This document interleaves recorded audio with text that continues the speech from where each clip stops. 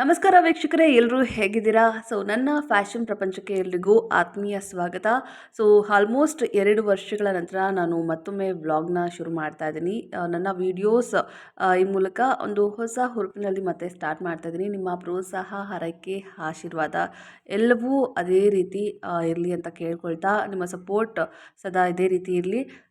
ಈಗ ಎಲ್ರಿಗೂ ಗೊತ್ತಿರೋ ಹಾಗೆ ಬಿರು ಬೇಸಿಗೆ ಸಾಕಷ್ಟು ಎಲ್ರಿಗೂ ಕಾಡ್ತಾ ಇರುವಂಥ ಒಂದು ಸಮಸ್ಯೆ ಏನಂತ ಅಂದರೆ ಪಾದ ಹೊಡೆಯುವಂಥದ್ದು, ಹಿಮ್ಮಡಿ ಹೊಡೆಯುವಂಥದ್ದು. ಕಾಮನ್ ಆಗಿ ಎಲ್ರಿಗೂ ಕೂಡ ಈ ಒಂದು ಸಮಸ್ಯೆ ಕಾಡೇ ಕಾಡುತ್ತೆ. ಅದು ಚಳಿಗಾಲ ಆಗಿರಲಿ, ಮಳೆಗಾಲ ಆಗಿರಲಿ, ಬೇಸಿಗೆಗಾಲ ಆಗಿರಲಿ, 3 ಕಾಲದಲ್ಲೂ ಕೂಡ ಈ ಸಮಸ್ಯೆ ಕಾಡುತ್ತೆ. ಬೇಸಿಗೆಯಲ್ಲಿ ಕೊಂಚ ಜಾಸ್ತಿನೇ ಅಂತ ಹೇಳ್ಬೋದು. ತುಂಬ ಜನರಿಗೆ ಹೀಟ್ ಜಾಸ್ತಿಯಾಗಿ ಪಾದ ಹೊಡೆತ ಶುರುವಾಗುತ್ತೆ. ಹಾಗಾಗಿ ಏನು ಈ ಒಂದು ಸಮಸ್ಯೆಗೆ ಪರಿಹಾರ ಅಂತ ಹೇಳಿದರೆ, ತುಂಬ ಜನ ಒಂದೊಂದು ರೀತಿಯಾದಂತಹ ಪರಿಹಾರನ ಹೇಳ್ತಾರೆ.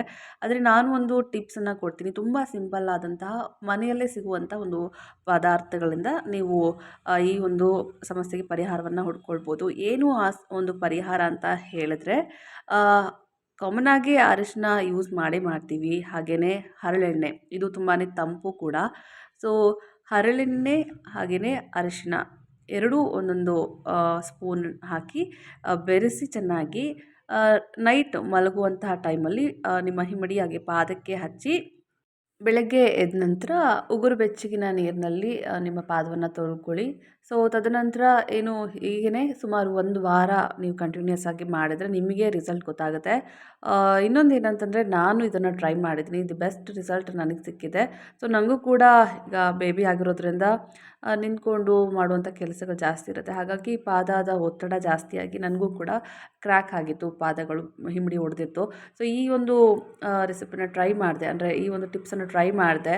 ನನ್ನ ಪಾದ ಕೂಡ ತುಂಬ ಚೆನ್ನಾಗಾಯಿತು. ಹಾಗಾಗಿ ನಾನು ಟ್ರೈ ಮಾಡಿ ನಿಮಗೆ ಹೇಳ್ತಾ ಇದ್ದೀನಿ. ನಿಮಗೂ ಇದೇ ರೀತಿ ಏನಾದರೂ ಹಿಮ್ಮಡಿ ಹೊಡೆದಿದ್ದರೆ ಅರಿಶಿನ ಹಾಗೆಯೇ ಹರಳೆಣ್ಣೆನ ಹಚ್ಕೊಂಡು ನೈಟ್ ಮಲ್ಕೊಳ್ಳಿ.